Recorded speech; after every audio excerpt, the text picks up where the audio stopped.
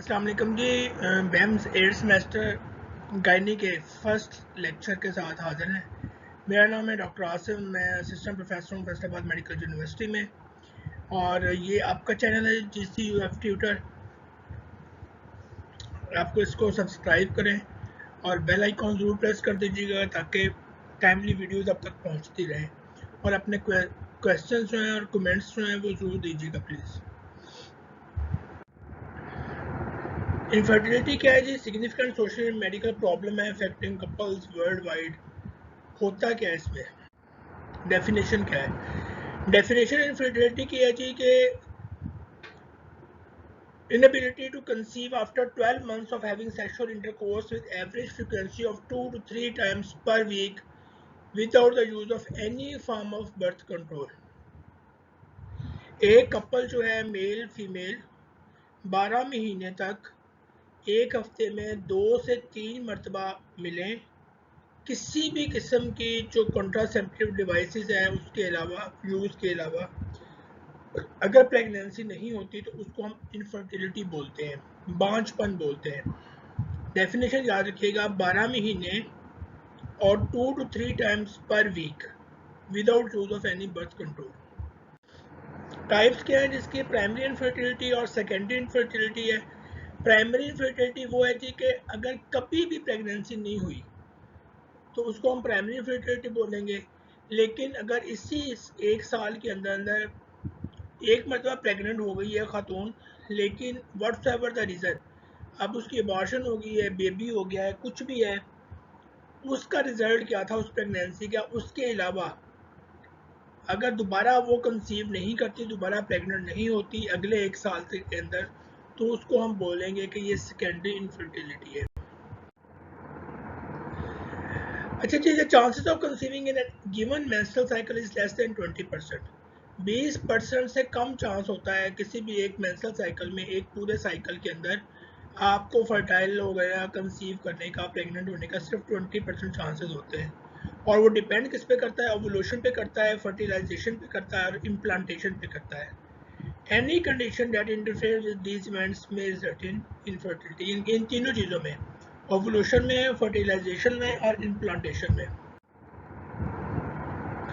अच्छा जी, फैक्टिंग जो है उसमें क्या है जी? क्वार्टल फ्रीक्वेंसी है पॉजिटिव कोरिलेटेड विद, अगर मेल फीमेल पार्टनर जो है वो 1 टाइम पर वीक हफ्ते में एक मरतबा मिलते हैं तो 17% सिर्फ चांसेस होते हैं विद इन 6 मंथ, 6 महीने के अंदर अंदर सिर्फ 17% चांसेस होते हैं कि प्रेगनेंसी हो जाएगी, कंसीव जो है वो फीमेल पार्टनर कर लेगी। और अगर हफ्ते में 3 दफ़ा मिलते हैं, 3 टाइम्स पर वीक, तो 50% चांसेस होते हैं कंसीव करने के। अच्छा जी, intercourse just before ovulation maximise the chances of pregnancy. Sperm जो है वो सर्वाइव करता है फीमेल के अंदर 5 दिन तक। जो फीमेल जेनिटल ट्रैक्ट है, इसमें आपकी वजाइना, सर्विक्स और यूट्रस आती है। ये जो फीमेल जेनिटल ट्रैक्ट है इसमें 5 डेज तक सर्वाइव करता है, 5 डेज तक। Over life expectancy about 1 day if not fertilize. और जो एग है जो रिलीज होता है उसकी जो लाइफ एक्सपेक्टेंसी है वो सिर्फ 1 दिन है अगर वो फर्टिलाइज नहीं होता। मतलब कि एक जैसे वो रिलीज होता है तो उसके पास 24 घंटे होते हैं कि जो भी स्पर्म्स अगर उसको फर्टिलेट कर दे। अगर फर्टिलाइज नहीं होता तो 24 घंटे के बाद जो एग होता है वो डेड हो जाता है। Sperm should be available in the female genital tract shortly और बिफोर ओवुलेशन। मीन्स कि उसी वक्त में, अगर फर्ज करें कि ये अल्ट्रासाउंड गाइडेड होता है कि हम देखते हैं इस टाइम जो है वो फॉलिकल से, ग्रेफिन फॉलिकल से एग रिलीज हुआ है, और उसी टाइम मेल का मिलना ज़रूरी नहीं है। 2 या 3 दिन मेल पहले अगर मिला हुआ है या 1 दिन पहले मिला हुआ है, मीन्स के फीमेल जेनिटल ट्रैक्ट में 5 डेज जो स्पर्म्स रहते हैं, उन्हीं डेज के अंदर अगर एग रिलीज होता है तो 50% से ज़्यादा चांसेस होते हैं कि वो उसको फर्टिलाइज कर देगा। अच्छा जी, कुछ इन्फेक्शन हैं जैसे गनोरिया है, क्लेमीडिया है, मम्स हैं, ऑर्काइटिस है, टेस्टिकुलर एट्रोफी है, फीमेल जेनिटल ट्रैक्ट इन्फेक्शन हैं और सेक्सुअली ट्रांसमिटेड डिजीज़ है। अगर ये प्रेजेंट है मेल पार्टनर में या फीमेल पार्टनर में, अगर इन्फेक्शन हैं जेनिटल ट्रैक्ट की, तो उसमें 2% से लेस, यानी कि 2% से कम चांसेस होते हैं कि एग जो है वो फर्टाइल होगा। और जो चीज़ें इसको अफेक्ट करती हैं वो एज ऑफ द वुमेन है। अगर 40 साल से ज़्यादा है तो 50% जो चांसेस हैं वो कम हो जाते हैं। जो मैन है, increase age effect coital frequency and sexual function, means के स्पर्म्स के ऊपर कोई इफेक्ट नहीं पड़ता, लेकिन ये होता है कि अगर 40 ईयर से ऊपर मेल चला गया है तो मिलने की जो होती है कि 3 टाइम्स अ वीक मिलना होता है, उसकी जो फ्रीक्वेंसी है वो कम हो जाती है। और जो न्यूट्रिशन है आपकी 10 to 15% बिलो नॉर्मल और ओबेसिटी जो होती है उसमें 15% चांसेस होते हैं।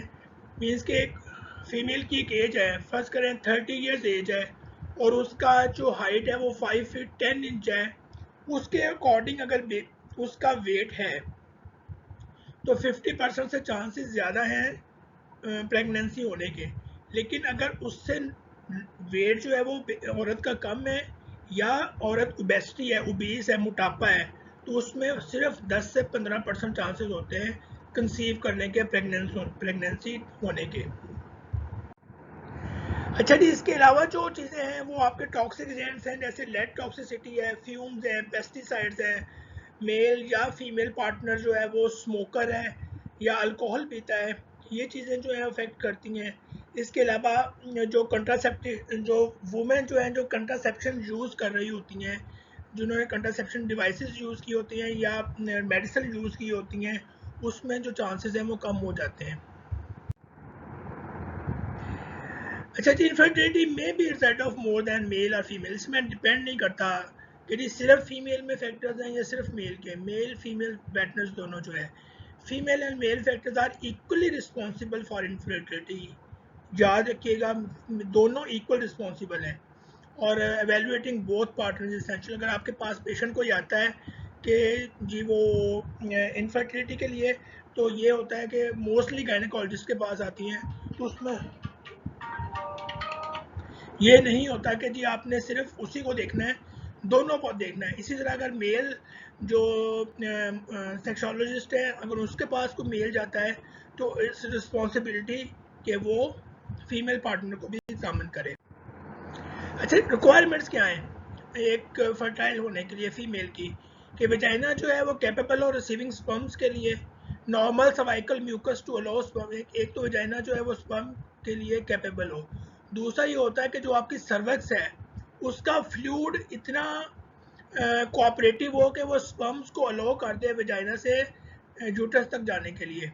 फिर ओवोल्यूटरी साइकिल है कि जो आपका नॉर्मल यूट्राइन, मैंने लास्ट सेमेस्टर में आपको पढ़ाया था यूट्राइन साइकिल और ओवेरियन साइकिल, ठीक है। इसके अलावा जो आपके फ्लोपियन ट्यूब्स हैं वो पेटेंट होनी चाहिए, और यूट्रस जो है वो कैपेबल होनी चाहिए कि वो अगर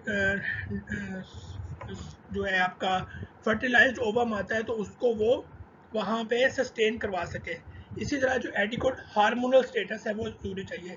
अगर हार्मोनल इम्बैलेंस होता है तब भी प्रेगनेंसी नहीं होती। Adequate sexual drive and sexual function होना चाहिए। ये दो, मैं ये सिर्फ फीमेल की बात नहीं कर रहा, ये दोनों पार्टनर्स की बात कर रहा हूँ, मेल एंड फीमेल, कि उनमें एडिक्वेट सेक्सुअल ड्राइव होनी चाहिए। उनका जहन होना चाहिए कि हाँ भी हमने कंसीव करना है या इस मकसद के लिए जो है हम मिल रहे हैं। अगर दोनों में से कोई एक जो होता है फीमेल और मेल पार्टनर में से, उसकी एक्चुअल सेक्सुअल ड्राइव नहीं होती at the time of coitus, मिलने के दौरान, तो चांसेस जो है उसके फर्टाइल होने के या प्रेगनेंसी होने के वो रिड्यूस होते जाते हैं। सेम इसी तरह इम्यूनोलॉजिकल रिस्पॉन्सेज हैं। अगर ऑटोइम्यून कोई डिजीज़ बॉडी के अंदर चल रही होती है, जैसे आपकी रूमेटॉइड आर्थराइटिस है, इट इज़ ऑटोइम्यून डिजीज़ है, तो उसमें चांसेस भी ना होने के बराबर होते हैं, क्योंकि उस सूरत में जो आपका सर्विक्स का म्यूकोजा है वो कोऑपरेटिव नहीं होता, वो स्पर्म्स को गुजरने नहीं देता, वो वही उनको किल करता है as a foreign body treat करके। अच्छा जी, मेल जो है ये फीमेल का था, और मेल जो है रिक्वायरमेंट उसमें क्या है कि नॉर्मल स्पर्मेटोजेनेसिस होनी चाहिए, उनके स्पर्म काउंट उनका नॉर्मल होना चाहिए, मोटिलिटी नॉर्मल होनी चाहिए, और नॉर्मल डक्टल सिस्टम होना चाहिए। डक्ट्स जो हैं जो कैरी स्पर्म करती हैं from testicles to the penis. Adequate sexual drive आपको पहले बता चुका हूँ।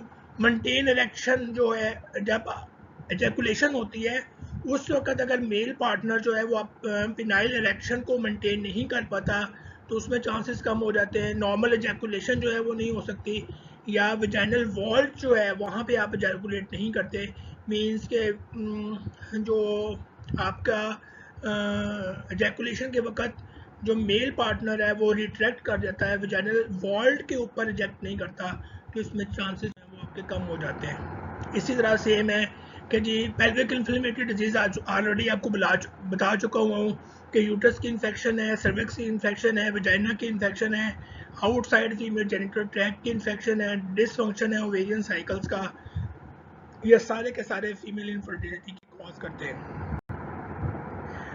लोकल फैक्टर्स हैं यूट्रस और सर्विक्स के, मैनिपुलेट करते हैं जी, और उसके अलावा ल्यूटरल फेज डिफेक्ट्स हैं, प्रोडक्शन इन एंटीस्पर्म एंटीबॉडीज़ है।